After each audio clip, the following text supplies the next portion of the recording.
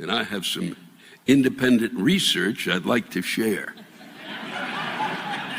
I've been a ravenous consumer of the corn and corn-related dishes for the better part of 30 years.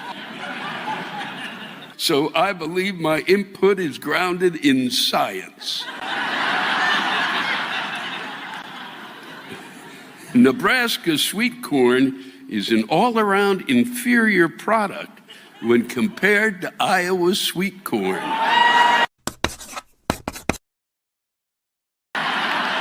Nebraska's failure of a cob tastes like broken dreams and buttholes.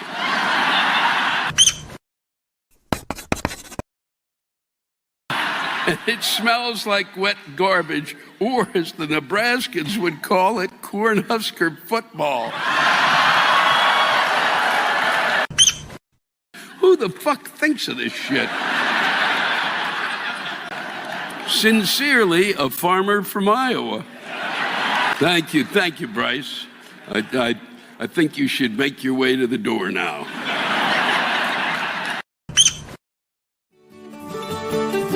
Come a-running, boys, don't you hear the noise? Like the thunder in the sky.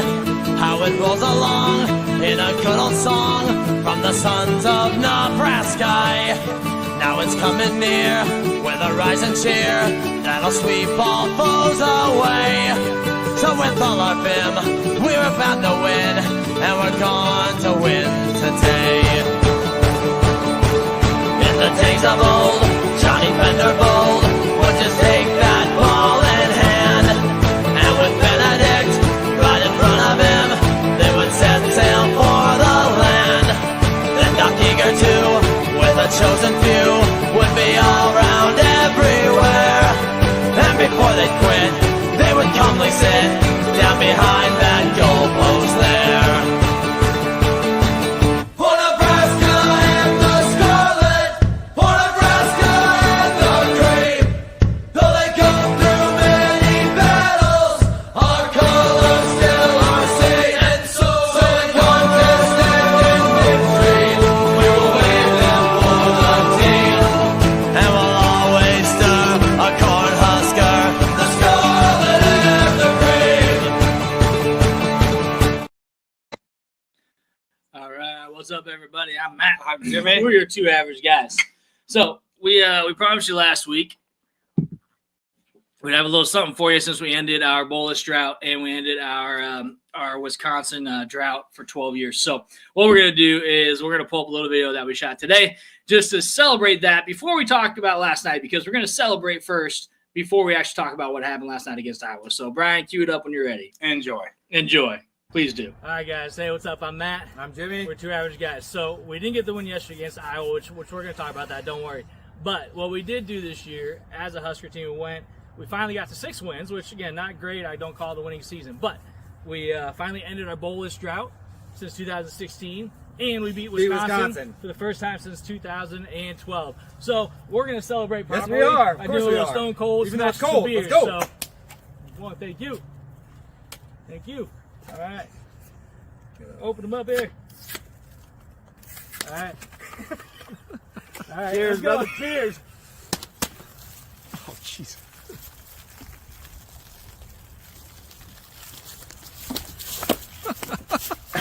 And that's my wine. Guys, said so. So hopefully you enjoyed that little show there. As much as Matt did. As much as I did. I've been waiting to do definitely enjoyed that. You know, we talked about it last year about doing the Stone Cold Steve Austin. I thought for sure we were going to get to do it last year. And, you know, we didn't get to. So I figured, you know what? We got to do it this year. And we did. And it was fun. It was exciting. And I don't know how Stone Cold did that so often, but I don't think he drank much beer. I know I didn't when I did. I didn't get much down. But anyways, you know. A lot of it under my shirt a little bit, but again, you know, Matt had to change. I did. But 6-6. Listen, again, not a winning season. Not when you start 5-1. Not to me, it's not even a successful season. Again, it may not seem like much, but 6-6 and 7-5 are so very different. If we go 7-5, to me that feels much different and much more successful. With ending the season beating Wisconsin and Iowa, which we should have done, Mm-hmm. and a bowl game. I mean, we talked about it last week. A bowl game is big. I mean, Yeah.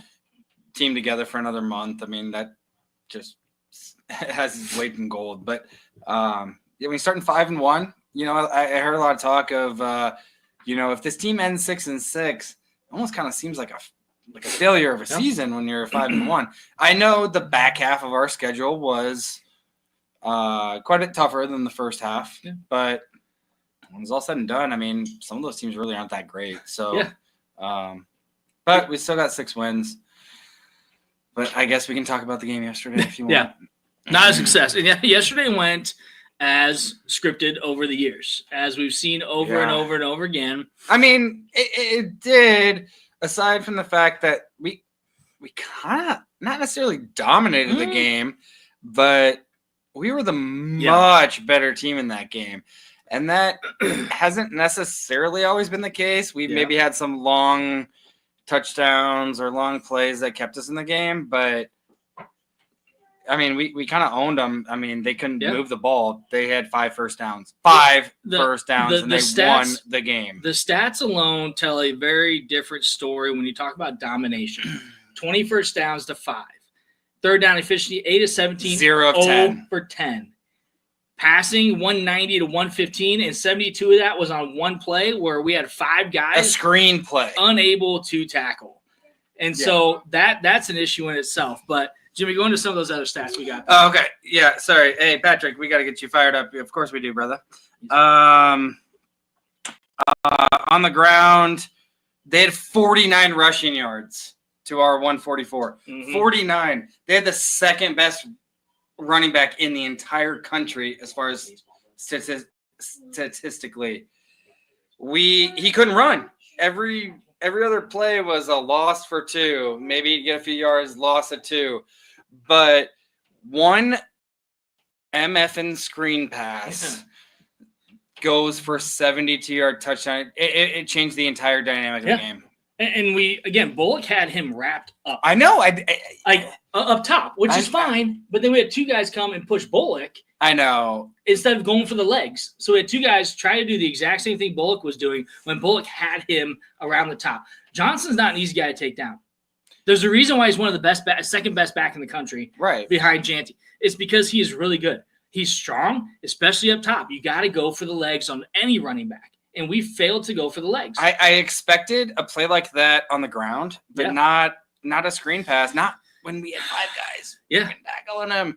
And I think that's probably the most frustrating to me about that game is statistically we won in every single category except for turnovers.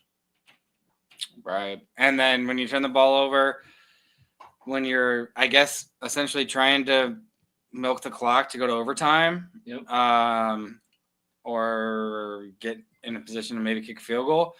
We also missed a field goal. I think it was a bad snap, horrible bad snap. hold. Horrible snap. The snap was horrible. The hold was horrible. It was all bad. Which I don't blame Holt for that at all. He had made 9 straight. Yeah. Which is fantastic. He started off the season 0 for 4, then he makes 9 straight. And then we get a horrible snap, which laces in, and that everything was off on that. Laces out, Dan. I don't even blame him on that. It's just laces out, Dan. But no, I turn the ball, like it just, like you said, it was just such an Iowa game. Like such a Nebraska versus Iowa game. Like we fumble in a territory where they have to kick a long field goal and then make it. And it's like we lost 13-10 last year. Yeah. And we lose 13-10 again. Yeah. And again, 10-0 at half. And we came out in the second half. And again, like what were we doing? Like there's 3 plays in a row in the fourth quarter on one possession. On first down, we ran for 7 yards. We ran for 9 yards. Then we ran for 7 yards on first downs. And then we decide we're going to pass it 3 times.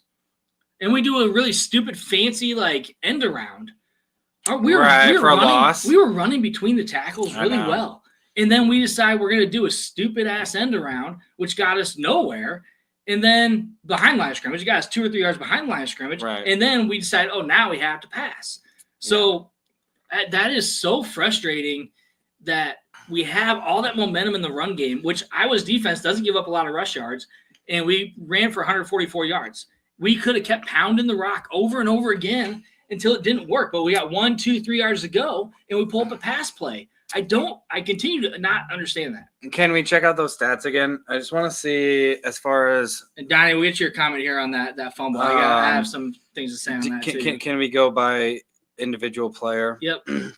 Because I know I was like, feed him at the rock. Yeah. He wasn't he was getting a little stonewalled. We run Ramir Johnson, and he was running pretty well. Ramir did well. Dowdell actually had a really Dowdell good actually did too. I'm just curious. I didn't check So it out. Emmett had 71 yards. Okay. Dowdell with 50. Ramir 21. Again, 18 carries, 71 yards. He's averaging 4 yards a carry. But again, some of those runs up the middle were 7, 8, 9 yards. I mean, and the few times Dylan kept it, like he either got a first down or he should have. Mm-hmm. I don't know. I hate Iowa so much, and like just the way it transpired, the way it did. Like their quarterback absolutely sucked. Yeah, I mean he's a linebacker. So in the beginning of the game, it's like, all right, you know what you have to do to win this game? You got to stop the run. And we did. And cover the tight end. Those are two things. You cover Lachey, stop the run. And we did. We did both those things. And we did both those things really well. We had turnover, 3 points. So here's what happens, Jim. So 72-yard screen pass. We missed the field goal. And then a turnover, 3 points. That's the only way they won that game. It started with the missed field goal. Right. After that, they go 3 and out.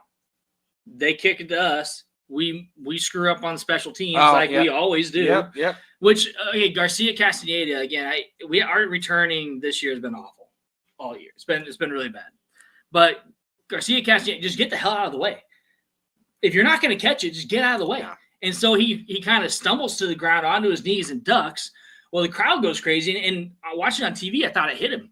I thought it hit him too. And then watching the replay, it's like, I wasn't really even close. Yeah. But then our return guys, on the punt coverage, they hear the crowd. They see Iowa running after it, which I was probably just going to try and recover it so it doesn't go in the end zone. I don't think they thought it hit our guy. I think they're going to recover it before it goes in the end zone. Right. And so we get 34 running after it, and then we get number 1 running after it. And it goes off of 1. It's a bang, and 1 touched it just before the Iowa guy did. And luckily, honestly, I thought it was too hard to tell. It looked like their hands were like this. It was like this. I thought on the replay, I thought for sure one's finger touched it right before their guy. But it doesn't matter because we other games that would go a different way. But okay. Yeah, but it doesn't matter because we still messed it up, right? Like, no, we did.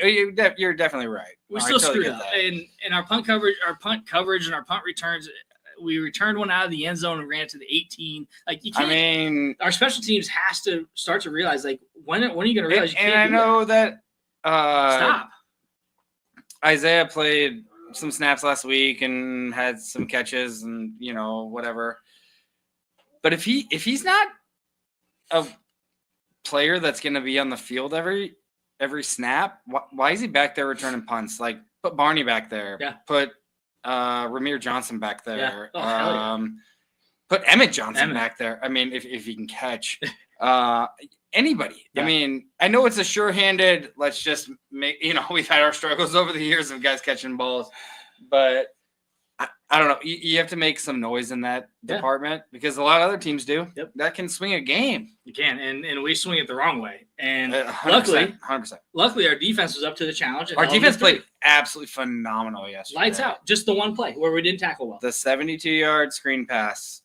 Outside of that, our defense did everything they needed to do for us to win that game. Our offense was abysmal in the second half, especially. Yeah. First half, it wasn't stellar. We put 10 points up in the first. I'm thinking, hey, we just need to get one more touchdown. 17. We get 17. I said if we get up 17 to nothing, there's no way Iowa's going to score enough points in the second half to beat us. Even 17-10. If 10-10, I'm like, we just have to score a touchdown. We score a touchdown, the game is over. They're not going to score another touchdown. They're going to get a field goal range. That's all they're going to be able to do. And sure enough, we don't get a touchdown, and we don't do anything on offense. We get a drop in the middle of the field where Nair is wide open. Touchdown, probably. If not, darn close to where we're going to be in the red zone. We're going to get a touchdown, Mm-hmm. and it goes right through his hands again. Nayer's one of probably the most overrated guys that transferred to Nebraska, where everyone thought he was going to be really good, and he was early. Yeah, early on he was. Banks was much better than that. Banks is a sure-handed, phenomenal catcher. I'm not sure how good of a blocker that he is, but he's pretty good. Well, and you know what happened yesterday with Banks is Raiola put the ball where only Banks could catch it. Only Banks was going to catch that ball. He high pointed that ball, and he knew the defender's smaller than Banks, and Banks went up for it. Fantastic catch. So kudos to Raiola. He actually had some really good passes yesterday. No, he was really good in the first half. Yeah. I think he was really good in the first half. The second half, I mean, I don't know. It just everybody dropped off the map. Yeah. It was just like, let's play not to lose. Let's play not to lose, and we played essentially to lose. We played like Nebraska football against Iowa in the second half. And really, if you think about it too, like if you are in the lead 10-0, second half, you should be running the ball a lot more than what we are.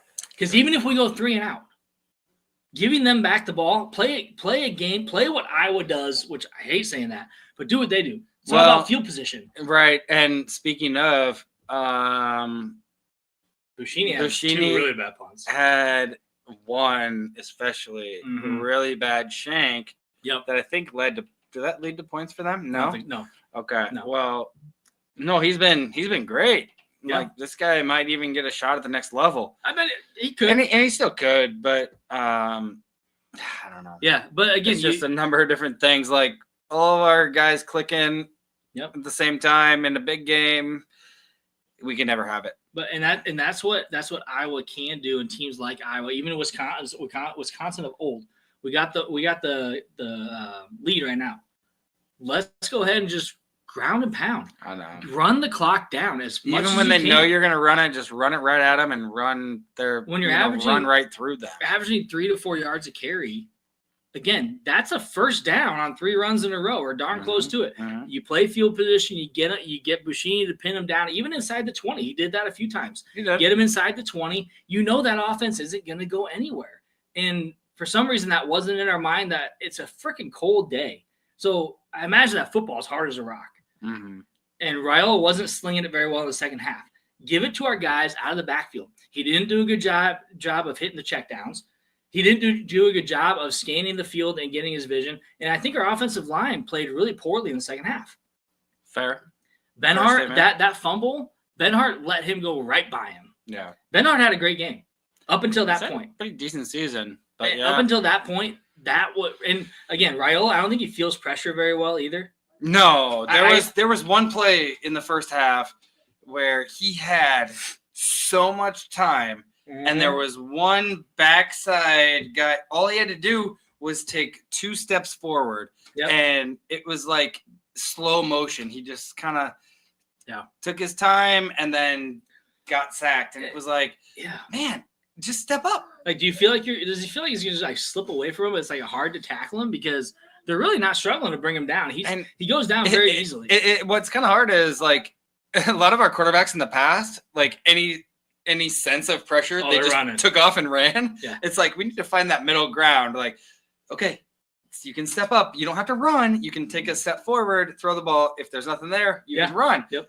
Because you can get 5 yards. We don't need you to get 30 yards. We just need you to take what is there. Well, that's another. God, I feel like, again, we talk about this every year. I don't know what it is with coaches that come to Nebraska that think when you have 4 to 5 yards to go, you need to throw it 20 yards downfield. You got 4 yards to go. Throw a 5 or 6 yard pass. That is where your tight ends come into play. Yep. That is where you do a quick button hook with your tight end, and bam, you have him just stick it. You throw it right to him. We don't do that. I did appreciate that. Borkster has some great catches. No, he has some great catches, but one in particular, it's like a 20, 25 yard pass to Fedoni, and I was like, oh god, that guy must be working his ass off to get on the field right now, because is that the pass? They didn't necessarily call him out. Yeah. His mom went on social or media, aunt or something. Somebody went on social media, and when he caught that ball, and I don't know what it was. It was little through the middle out, yeah. and I was like, Heck yeah. he definitely is like, I can speak up for myself. I can work my butt off and get myself on the field. Well, and that's the thing. After Nair missed that pass right away, Dana pointed to him and said, "Off the field." Yeah, I told him definitely right appreciate that. And that's what you need from a coaching staff is one accountability that says, for sure. You fumbled the damn ball, you missed the ball, you're out. But another thing that Raiola, again, he's a freshman. He still has a lot of work to do. Of work. He will be good. He missed multiple receivers yesterday that were wide open. Ramir Johnson, one time, big time. Ramir Johnson, wide open. Fedoni, wide open. He threw it out of bounds. Out of bounds. It wasn't even close. He threw it out of bounds. So, yeah, so many times second half, third down and 10 or 12 yards to go, we throw 2 to 3 yards. John, why'd you bring that up? I was trying to John, what's up, my brother? But, like, again, we do that over and over again. Like, hey, we got 10, 12 yards. We're just going to give up and go for a punt. No, try to get that first down. That's when you go 15 yards, not when you got 3rd and 4. That's what I was saying. We were playing not to lose in the second half. Yep. And maybe that's instead of playing to win. Maybe that's why I'm excited for next year because of Dana. If Dana's here, you better sign him to a long-term deal, my man. Oh my God! If we don't, if he doesn't get a head coaching job offer, which he could, but I'd be kind of maybe. I would see he's us only coached a couple games, and we lost 2 of those games. Let's get him under our belt. Oh, we beat Wisconsin. Oh my gosh, we beat Wisconsin. Oh my gosh, Michigan, what are you doing? Michigan screwed that up. Oh my God! But Dana, sign him to a deal. Get him on the staff. Get him. Now he's got time to work before our next bowl game or before our bowl game. That's apparently taking your helmet off. Can't do that before you get off the field. But you got to sign him to a deal. You got to get him on the staff. Get him time to work with the team before the bowl game and going to the next season. I would sure hope that he might be excited. He's got Dylan Raiola, freshman. Yeah. Ja'Cory Barney, freshman. Carter Nelson, freshman. And then we got new guys coming in. We got new guys coming in. Cortez Mills is we got a lot of guys coming back, too. Cortez Mills is a projected flip from Oklahoma. Nebraska. Yeah. Now, Dan, I've heard this more than once. A lot of people think Raiola is not coming back next year. That he's going to transfer. I understand the money thing. What I don't understand why people think that is what has he shown that he's going to be able to do better at the next level? Is it better? I think he's had pretty good protection this year. He misses a lot of open guys. I don't think you're wrong that there's probably money being thrown at him.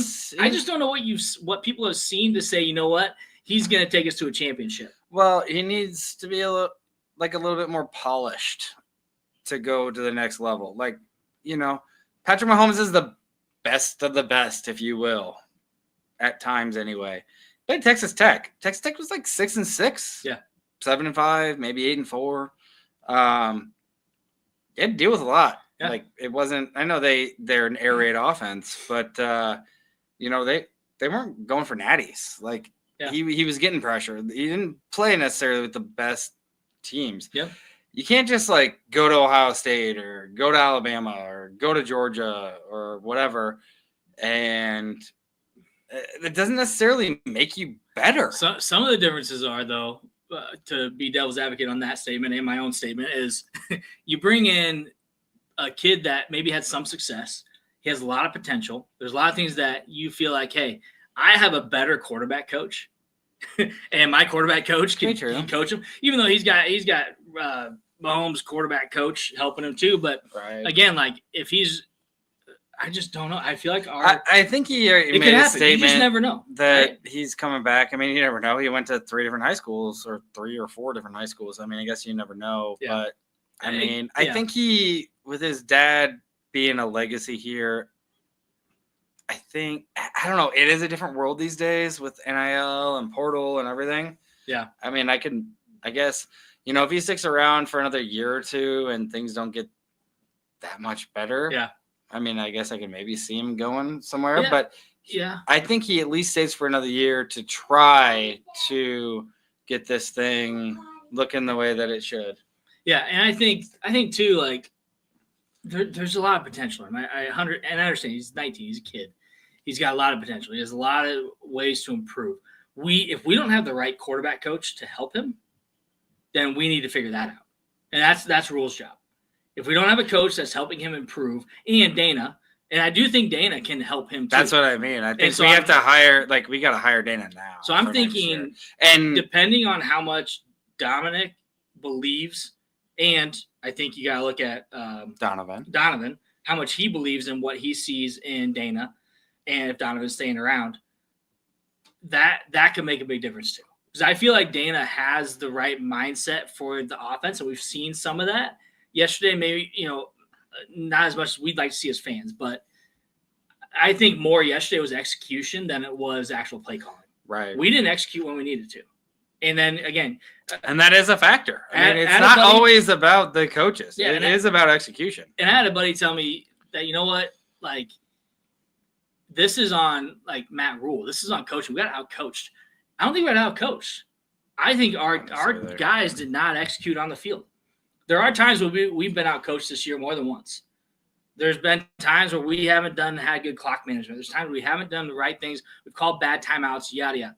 Yesterday was not one of those times. I think yesterday was one of those times where we coached the game to our game plan, which was a successful game plan, but we did not execute the way we should have. Otherwise, if we executed, we would have won. If we executed, if we hit some of those passes down the middle of the field, we hit the wide open receiver, we see the wide open receiver and we hit him. Those are the kind of things that we're going to be successful and win games, but we didn't do that yesterday. Well, and it's not the first time. The way Iowa plays is they play a field position game to essentially keep them in the game and maybe sneak a win, which they obviously did. So, game plan wise, you kind of have to adjust to having the ball inside your own 10, having your ball inside the own, and then it comes down to, maybe you can't run the ball when you want to. And when you do, maybe we don't execute the way that we wanted to. That's the way I guess I see how it went yesterday. And that's, there's a lot of times where you can point this year where Satterfield play calling was not good. It was just absolutely atrocious. Abysmal. And we executed those plays, but they're swing passes behind the line of scrimmage and we don't block.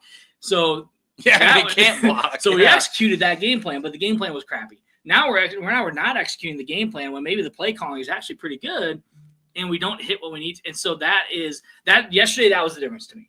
The difference was execution. We did not get out coached. And then one freaking screen pass touchdown. Yeah. And John, we can't get a screen pass touchdown. We can't get a screen pass for, it's true. For positive yardage. They get a 72-yard when they can't move the freaking ball. Yeah. Now, John, I do agree that some of those time patterns for Raiola is where he's successful. When those time patterns, he's going to be able to hit those guys. But again, if that first option is not there, he struggles to get to that second, third option, and sometimes that's our line. I'm not saying our line's been stellar this year, but I've seen a lot of improvement from our line. And it could be no one's open necessarily right away, or second, third option. Maybe you got to get a check down. Yeah, we've got very good running backs that, especially Ramiro Johnson can catch the ball. Emmett, I think, can catch the ball. Got to be able to give it to those guys to maybe get 5 yards or again any positive gain at that point. As long as it's not like 3rd and 10. But I don't know. There's a lot of different variables that go into it. Agree. And again, it was one of those games where, again, it's an Iowa game and there's a lot of ups and downs where, hey, we're gonna win the game. And then I feel like, and I had multiple people not only text me, but I was in the company of people. As soon as we missed the field goal, they said, "Here we go again." They knew right away that this game is over. We also have Brandon, who never had faith in Nebraska winning this game. I'm calling you out, Brandon. But he messaged us this morning and said, "Told you." Then they get that touchdown to tie it 10-10. Or they get their field goal and after our mistake, and everyone knew right away, boom, it's over. They just knew. Well, we're going to go back into our Nebraska way. That's how it always is. Carricker said it. That was the most Nebraska way to lose a game again to Iowa. That's what we've seen over and over again. Fortunately, everybody, we did win last week, so that wasn't us having to get a bowl game. It's true. I said the last 2-3 years. I said all week. Well, we won 2 years ago, but for no, but I'm saying like the last 2-3 years. not kind of 2 years ago, I guess, but like what, 3 of the last 4 years, it's been bowl game on the line. Yes, and that's what I mean. Like that's why I thought we actually would win this game. Is the pressure was off. 2 years ago, there was no pressure. We only had 4 wins. That was our bowl game. Yep. So we played, loose and free, and that's how I thought we were in the first half yesterday. Thought we maybe could have had more than 10 points, but yeah, then it was like we went back into Nebraska mode, and we were just trying to hang on for the win. Yep. And we know how that goes. We know how that that goes. go well. We did not. Yeah, again, execution. But again, if you look at the positives from the season, we did see some improvement. We saw things go well here and there. It wasn't a total loss. It wasn't a total failure. No. To me, it was not a successful season because we didn't get a winning season. But we're going to a bowl game. If we win the bowl game, then we have a winning season. And that's the thing. I do, and Brandon, I appreciate you. You said we're not going to lose the bowl game. I think we're going to come into that bowl game very well prepared. We're also going to see guys like Quinn Clark.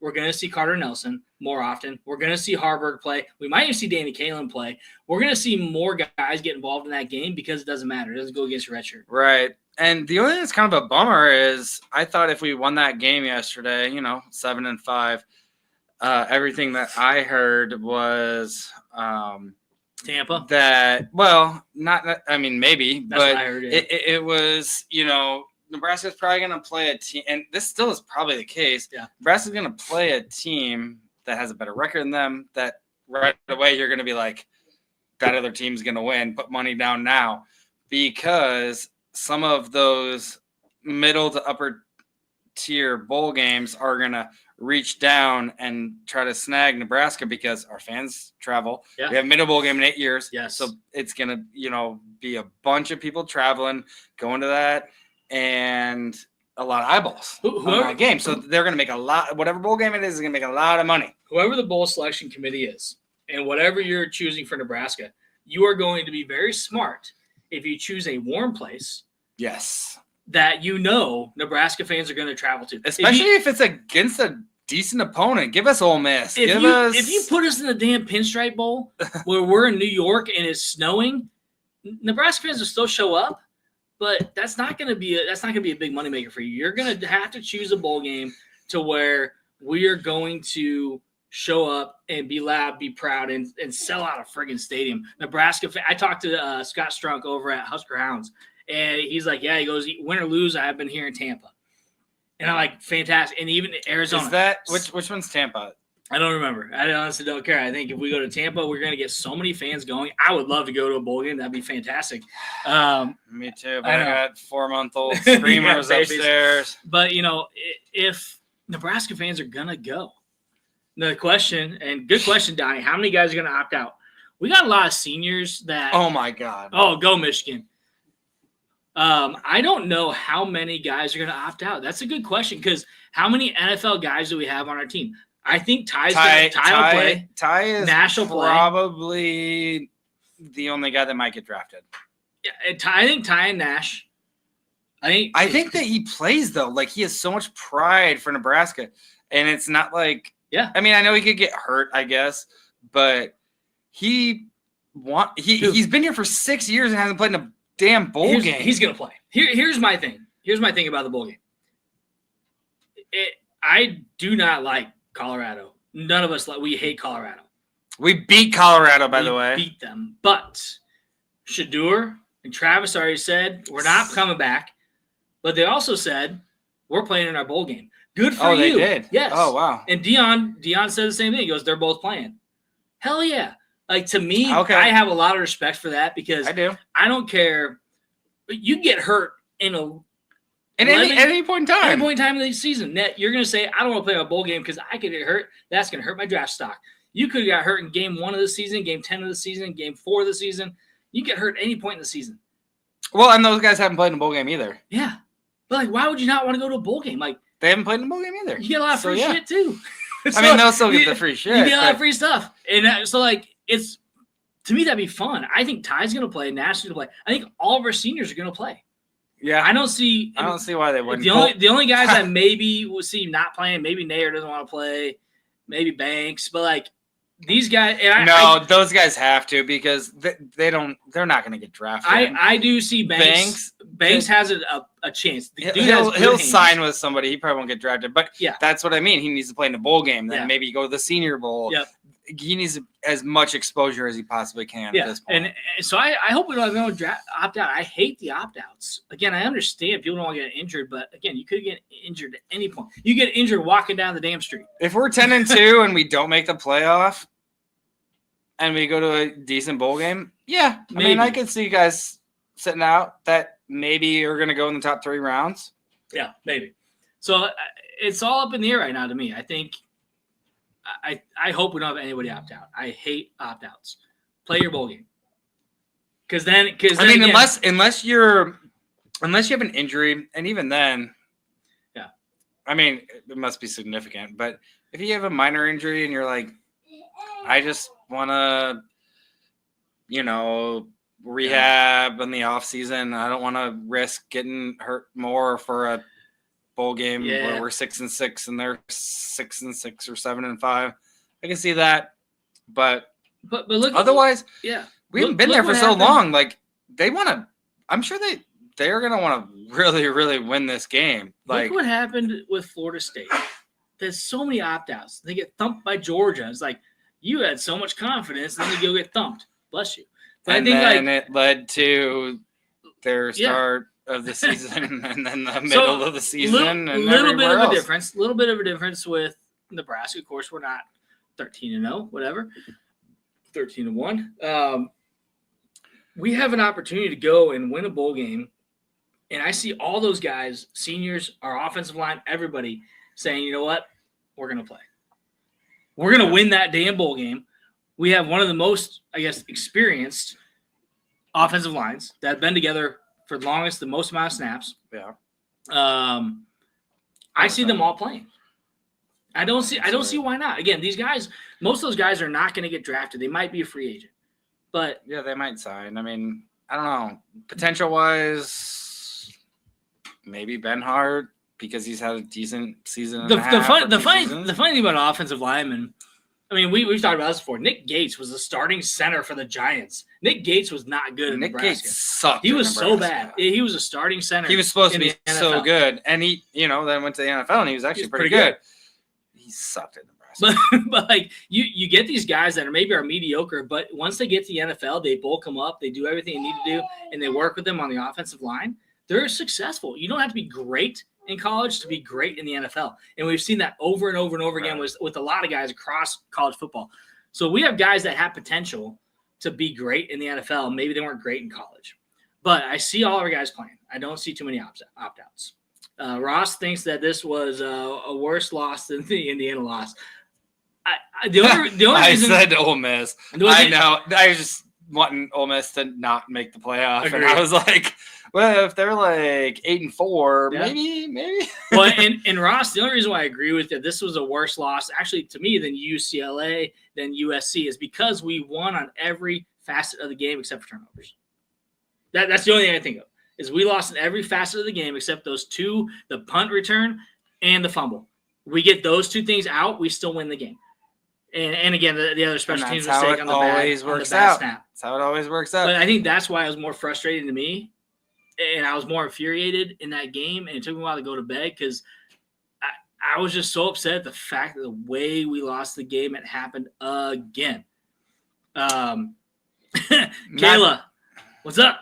So Kayla, hey, congrats, Kayla. Kayla's having a baby boy. Hey, congrats, Kayla. Whoop, whoop. So can't stand Iowa. The fans, their players calling Nebraska classless. It's funny. I've heard Iowa fans are just garbage. Again, there's going to be each and every pot, right? You're going to have some really classless fans. But what's being called out is the handshake at the beginning of the game. We go back before that. They had 6 Iowa State Patrol on their logo at the center of the field, stopping us from doing our prayer before the game. They literally put State Patrol on the field to say, no, you can't be on our logo. We're not disrespecting the logo. They're praying. And they invite the other team to come out. They do it before and after games. Okay. Well, They had 6 state troopers to say no. So I think that's probably what led to the handshake. They have devil workers, I guess, if we can't even pray. Yeah. So I think that's why they didn't want us on midfield. And someone put out an article saying, "Oh, that fueled Iowa." Well, it sure didn't, because in the first half we were absolutely. They scored dominating. 0 points in the first half. We dominated them. They couldn't run the ball. We didn't have a quarterback. We shot ourselves in the foot. They didn't beat us. We beat ourselves. 100%. And I saw a couple people say that it was the most Nebraska way to lose. Iowa never beats us. We beat ourselves in this game. We throw a pass on the 3-yard line and throw it right to the other team. Those are the kind of things. So Iowa just smells bad. Donnie, man, it does. If you go past Iowa City, go towards Cedar Rapids, woo, get some nose plugs. Again, it sucks. It does. It does. I don't know. I don't have anything else to say about the game. Again, it sucks to lose to Iowa. But one thing I know about Iowa, and I said it before on one of my posts earlier, and a couple people liked it, commented on it, is we are their championship game. Everyone says they say we're their Super Bowl. Balls. We're your championship game, because you ain't never gonna stiff a championship trophy except for that Heroes Trophy. That is your championship trophy. Yeah, congratulations. They will never win a natty. Not with Kirk Ferentz. True. I know. Even Mahela and probably never. Even Mahela's like, oh my gosh, they were showing some things about him, and she was like, he's got a pretty good record, but it's all just boring, and he's old and he sucks. And I was like, he's old. And he you sucks. don't even know, and you're speaking our language. She knows, but she doesn't know. She listens to Two Average Guys. She might. So we look at what happened yesterday. We're not happy about it. We are going to get to the bowl game. Let's go win our bowl game. Let's go 7-6 on the year. Let's get that winning. I know Donnie. I think it was Donnie said "Oh, be careful what you wish for with Ole Miss." I want to play somebody like that. I want to see where we're at.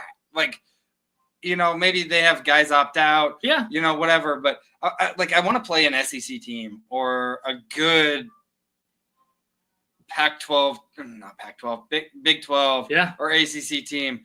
Pac-12, Pac-2.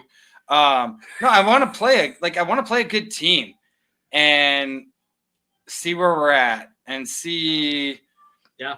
If we win that game, I know people will be like, well, they had players opt out. Whatever. I don't care. I want to play somebody worth a damn in a game. Yeah. I don't want to play some scrubs and probably because we'd probably lose that game. I want to play somebody good because, if we lose, we lose. I don't care. We get Carter Nelson playing. We get Quinn Clark playing. But I want to see a game that we can win, because if we lose, that's bad. I know it is, but the guys are still together for a month. Yeah. And if you get somebody and if we have decent, right? If you get somebody decent that we're playing against, that's going to get them even more jazzed up, jacked up for getting ready for that game. And they could potentially have more opt-outs too. Right. And then if you win that game, that's even a bigger step forward. Yeah. And hey, so John, Sioux City's been called the armpit of Iowa, so Council Bluffs is the crotch. Good point. John's pretty funny. Yeah. He's comical. So Joel, praying at midfield again. USC had a problem with us at midfield too. I don't know. That's California. I don't know when it became such a big deal. And so USC had a problem with it. All of a sudden, Iowa has never had a problem with it, and now all of a sudden this year they have a problem with it. That doesn't make sense to me, and to me it's very petty. Being shitty to Nebraska. So I honestly don't have a problem with them not shaking hands. I really don't. This is a rivalry game. It is one of those games where you get up for. I saw that linebacker call that Matt Rule. Higgins, Fuck out of here, brother. Suck it. I don't give a shit. We absolutely dominated you guys. You've had kickers over the years that have disrespected us. Last everything. Last year, you guys flipped off our entire sideline. Yeah, I don't care about any of your players. Throw your middle any of your up. feelings. Yeah. So middle finger to you guys too. We don't care about Iowa.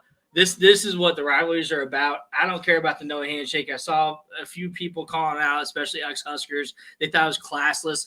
Classless is not allowing our guys to come on the field and do their pregame ritual. They always do every year. And pray. That's putting classless. cops out there. Even Rule thought that was kind of funny. It's like, guys, seriously? Really? Or how about we're not stopping the logo. How about Fickle sending his cop at Donovan last week? Yeah. The same thing. Yeah. Get out of Go here. back to your cheese factory. You guys got worked yesterday, too. Again, people can call it classless all you want, but Minnesota. Iowa has no class. Again, keep your middle fingers in the air, Iowa. Again, I'll put my middle fingers in the air. Enjoy your championship trophy, the Heroes Trophy. Congratulations. Go to another bowl game. Do what you got to do there. But that's all you're able to get. So, all right. So let's look at okay, go potty. Go. Okay, upstairs to the right. Stop. Sorry. Let's look at what else happened yesterday. So Minnesota beat Wisconsin. Which Wisconsin had a 22 years in a row. They've been to a bowl. 22, yeah. 22, and now not anymore. Yeah. They came back. They actually, I was putting on my Christmas stuff, and it was like 21-0, and I was like, man, Wisconsin really sucks. And they came back. They got, I think it was maybe 21-10. Okay. They scored a touchdown. Should have scored another. Had to settle for a field goal, and then Minnesota got another touchdown. And then PJ Fleck in the post game is I didn't watch. just a douche, man. Can only imagine. He's like, row the boat, let's take the axe back, and screaming, and I'm like, oh my gosh, I hate this person, dude. How did Georgia move up 2 spots in the AP poll? Let's talk about the AP. No. The AP doesn't come out until tomorrow.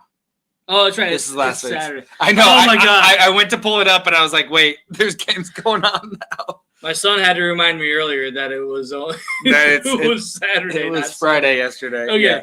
So here's the deal. I wish like hell that they would have lost that game. And then what's the score of the Tennessee Vandy game? What I think Tennessee's up by 19. Yeah, they pulled out. What I've seen in college football this year is parity. Chaos.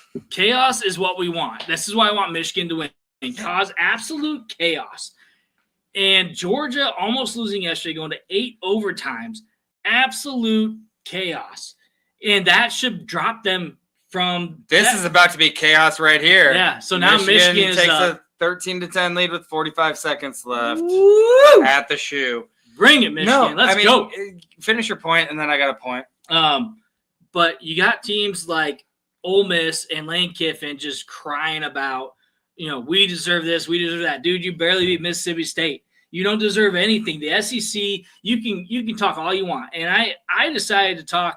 I trolled a little bit, which I normally don't do because sometimes you're on some bad eggs. But I had to troll a little bit because we had a guy talked about how you got to start doing what all these other teams do and start scheduling your bottom of the barrel teams against your top teams. That's why the Big Ten is so good. I said, wait, so your bottom of the barrel teams like Oklahoma, Kentucky, Arkansas, Vandy are not bottom of the barrel? Y'all no, because they won a big game, so they're not bottom of the barrel. Just because you play in the SEC doesn't make you a great team. You lost to OU, who's been awful, who's brand new to the SEC. You lost to Vandy. You lost to Kentucky. You lost to these teams that you shouldn't be losing to. You almost lost to Georgia Tech in overtime. You're not that good. Like, stop. Get off your damn high horse. I know. Kirby, get off your high horse. Lane Kiffin, shut your mouth. You guys are not as good as you think you are. Nobody in the SEC this year is championship worthy, in my opinion. But the funny thing is, it doesn't matter what you think about your own conference. It's when you play out of conference. Yep. You schedule a Mercer the second or third to last game. I hope Auburn beats Alabama, and guess what? They might. They might. They beat Ole Miss. Yeah, they beat Ole Miss last week. These things can happen. It's because you got to play the games on the field. I really hope A&M beats Texas. 100%. Gets them to the championship. That's my biggest game of the week because if A&M wins, they go to. And then Rex is happy. Yeah, I mean, we love Rex. But then you have Georgia versus A&M, which takes away Texas's credibility up top. Yep. Alabama's credibility, which is scarce at this point. I feel like Auburn's going to win. Like, Donnie, there's so like. I'm sorry if NIL and the portal has, saturated that SEC field, but at least at this point, it seems like it has. Yeah, There's not a dominant team, and Saban leaving definitely hurts Alabama. it does, but at the same time, it does, but it doesn't. It does in the sense of your coaching style and the way that you do things on the field, but they still have 4 and 5 star guys. They do. So it's all about who does the board bring into the coaching staff, because he's not a bad coach. It's all about who does he bring in to help. Because right now that's where I think they're probably lacking is that. Why is Ohio State throwing 1-yard passes with 30 seconds left? Trying to move downfield to get in field goal position. But no, my point was I was I won't even get into my car situation, but I was in the car yesterday and I was listening to a random national sports talk radio because the Dan Patricks and the Jim Romes and even our local guys were off for the holiday and Black Friday, whatever. So these guys were so random. I don't even know who they were. Maybe this guy played in the SEC. I don't know. But he went off on a rant about there's no way in hell that Boise State should be the 4 seed. Maybe they shouldn't. Okay, I can understand that. But the SEC should have 2 teams in the top 4. They should have 4 to 5 teams in the field. And he was like screaming on the radio. And I was like, this guy is a psychopath for one. Yeah. And maybe in years past, I would agree with you. Not this year. The SEC is way spread out with their talent. There's no dominant team. There's like in years past, I'd say there was like 3 dominant teams. There's one. Speaking of which, there's been 2 that have made the Natty before that they played each other. There's one. We have one right now this year. Who's one that? Oregon. SEC. No, I'm just saying right now we have one. Oh, one team. overall. One overall. Yeah, I mean you can say that. I agree because they're undefeated. Yeah, they played tight with Boise. They played tight with Ohio State. They played tight with Wisconsin. But yeah, they're undefeated. And it is not easy to go undefeated right now. No, it's not. So I can agree that it is the one dominant team. Because here's what happens in this game right now. Michigan's up 13-10. It's 4th and 9 for Ohio State. 20-something seconds. 20-something seconds. They have to get a field goal. Ryan Day's face is so red. Ohio State loses. That opens the door for Indiana and or Penn State, right? Yes. Or Penn State. Sorry, or Penn State for the championship game. But that also opens Ohio State's still in the playoff. They are, but it's still in the playoff. But this is where things get kind of tricky because for a team like Indiana, Michigan wins the game. Unbelievable. High five. I love it. No, I love it. Don't get me wrong. I love it. Chaos! I was hoping that would happen. Fire! Where you at, Will Howard? I hate Will Howard. He's such a douche. But it's so funny again. Like the SEC, dude, you are losing 3 games, and 2 of your 3 losses are to unranked, horrible, bottom of the barrel SEC teams, and you still think you deserve a spot at the table. Oh, that was the other thing. The guy that went on that rant that I was telling you about, he was like, and people are going to say so-and-so lost to Kentucky. Kentucky is a great team. They are 1-7 in conference. And they're playing Louisville today, and they're getting beat by 30 points. Ohio State just got a gift. What? Absolute gift. That wasn't after the whistle, after the play. That's Ernest Hausman, Columbus, Nebraska. They called, what do they call it, personal foul? If it was after the whistle, it doesn't matter. But they're giving Ohio State the first down. Oh, my God, the fix is in. Oh, wait, no, they didn't. Did they give it after the whistle? It had to be after they gave because now they're waving. It had to be after they gave him the ball. It had to be personal they foul. stopped him. It had nothing to do with the play. I absolutely love this. Michigan, baby. There you go. Sharon Moore. Not only that, Michigan becomes bowl eligible because they were 5-6. That's insane. After winning the Natty. That is insane. Who gets a better bowl game, Nebraska or Michigan? I don't know, man. Put them both in a good bowl. Although Nebraska fans travel better. Okay, let's play them. Did they ever play the Duke? No, I want to play a team from a different conference just to get Dude, that's a different perspective, just to play a different style of football. Like I don't know if it was Donnie earlier that said, I wish Nebraska would have never left or would have never joined the Big Ten. If Nebraska was in the Big 12 right now, I think our games would be more fun to watch. Dude, he's lost 4 straight to Michigan. I know, it's hilarious. It's comical. 4 straight. It is comical. So Penn State's gonna play in the championship game if they win today. If they lose, they're gonna to play. Indiana? They're gonna play Oregon. Oregon's gonna beat them because Oregon's a better team. That is absolutely. I love it. They beat them at the shoe. They beat them 4 years. That's in a row. gonna take. Ohio State should take a hit for that. I know the committee will be like, it's the biggest game of the college football season, Michigan against Ohio State. Michigan was 5-6, and you were at home. As long as Texas wins, which I don't want them to. But again, absolute chaos. Bring it. Whoever underdogs win today. Yes, please. Love it. This is amazing. And you know what's really funny is they talked about before the game.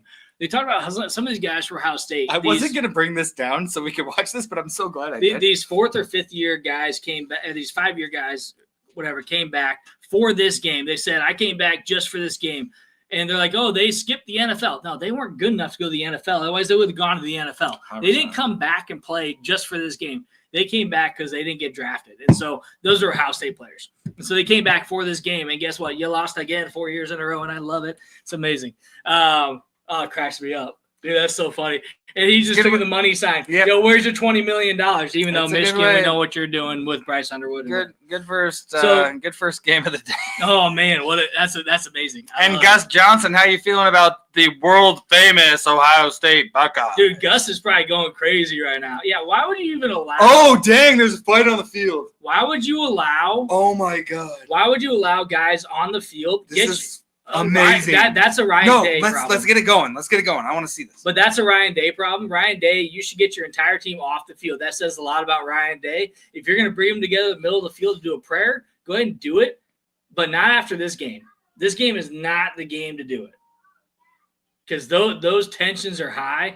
Get everybody off the field. That's a coach. Ryan Day is so hot-headed. I freaking hate Ryan Day. He's so freaking cocky. I'm so glad he lost. All those players are cocky. Now they're going to start calling for his head again because now he can't beat Michigan.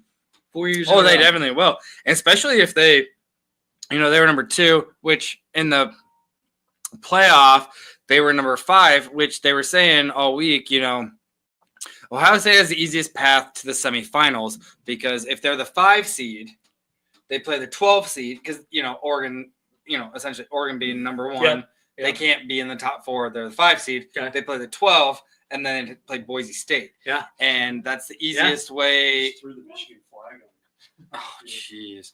Just walk off, though. They said Ohio State had the easiest path. Now, where are they at? Yeah. I mean, and that's, are they 7, 8? Are they going to host a playoff game? Are they not? But here's what's kind of interesting. So Will Howard is overrated to me. But I understand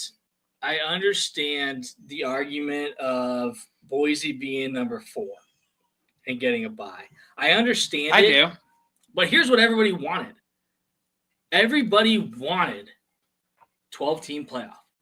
Everybody was like, yeah, this sounds great. 4 auto bids. And now, again, we're in the first year and everyone's pissed about it. Yeah, we haven't even gotten there yet. We don't even know who the teams are yet, guys. You wanted this. You wanted 12 teams. Guess what? Was it going to be 16 years? And now it's 16 teams? Now these teams are getting buys. It's like if you're not in the top 12, if you're team 13, you have no you have no foot to stand on. Yeah. Look, Ryan Day doesn't even care. Yeah. If you're not in the top 4, okay, you had a loss or 2. Mm-hmm. Don't lose those games. Don't lose 3 games. You don't deserve to be in the top 12. I can kind of agree as far as like the Boise State getting the 4. If they get the 4 seed, they get a bye. Because I've said it for years. I always thought it should be 8 teams. There was 5 conferences. Mm-hmm. You do 5 conference champs, 2 at large, and a group of 5. Yep. And more than likely that group of 5 would be 8. Yes. And they would have to play number 1. Yes. So that is why, the Boise's are getting a bye, getting a bye now. Yeah. And I love it. It's like, well, I said they should have been the 8 seed, but I honestly, I think it's just going to be fun. Like, how much fun is the NCAA basketball tournament? You know, how much fun are all the college, because it's college sports. Yes. Anybody can win on any given day. So, question. I have a question. We're going to end the show here. Yeah, sorry, guys. Last question. Does Ryan Day, and Ross said it here too, is Ryan Day going to be fired after today? Not after today, end of the season. 4 years in a row losing to Michigan, 0 national titles. He's got the second to best win percentage in his first 5 years as a head coach, 0 national titles. He's not going to be playing for the Big Ten championship more than likely. And he's lost 4 years in a row to their biggest rival. When you first asked the question, I had a response in my mind, and as we go down the line, it's like, well, I don't think that he is. I think, you talk about that winning percentage. Like, if Ohio State fired him, he would go somewhere else and be successful. There's no doubt about that. But he's not going to the Big Ten championship. Lost to a, mid Michigan team. I don't think they fire him, but I think there's probably some serious conversations being had. I bet those boosters, as far as like all those people with money. Yeah. They're probably saying, hey, you need to make some noise in this playoff, or your head might be on the chopping block next year. If next year goes similar, I could see it happening. Absolutely, 100%. But if they fire him, it's stupid. Like, to me, you got a guy that's going to take his team to the playoff again. It's stupid, but again, money talks. I'm really glad this game wasn't in my pick'em this week, because I would have taken Ohio State. I took Ohio State against Indiana last week, even though pretty much everybody else in the fam took Indiana. I was just like, Ohio State, big game. They're not gonna, let this one go away. Michigan, I know, and I hate when people are like, this is the biggest college football game of the season. Yes, every time it is a good, close game. Yeah. But that's how it was with Nebraska, Oklahoma. That's how it was with Nebraska, Colorado. I think depending on what they do in the playoff could also tell a story for them. We'll see. Yeah, I think they, depending on where they end up in the playoff rankings. It's going to be interesting. Things got more exciting today. And they could get more and more exciting. No, and I think that it should. Like, in years past, it's just been boring. It's like, well, you know who's going to be the top 4. Yeah. Maybe not last year with Florida State, who should have been in, but it's like now, an 11 could beat a 6. Like Boise, Jonty had another 226-yard day and a TD. I mean, he was fantastic. Yeah, you really just don't know, because they play certain styles and certain conferences and stuff like that. We're just going to have to wait and see how it plays out. Yep. 100%. All right. Hey, as always, go Big Red. Yes. We got a bowl game. We didn't win yesterday, but we're going to a bowl game. We'll have to chat about where we end up and, depending on who the matchup is and where it's at. Hey, and the best news of all is you guys get more of 2 average guys. Oh, 100%. You get more. You get like more weeks of us, not just like days, weeks. It's fantastic. Let's go Big Red. I'm Matt. I'm Jimmy. Thank you, everyone, for joining in. Thanks for all the comments. Thanks for the love. Happy Thanksgiving. Hope you enjoyed your weekend. Hope you enjoyed your turkey, your ham, your stuffing, everything. Your pie, most importantly. My mom brought me one over today. And your cool whip. So, everyone enjoy the rest of your day. We'll see you next time. Thank you, everybody.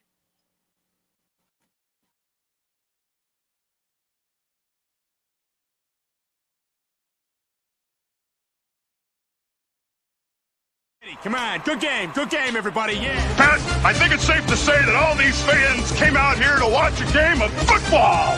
John, we're in commercial. Yeah, I know. I'm just making conversation. Come on, football!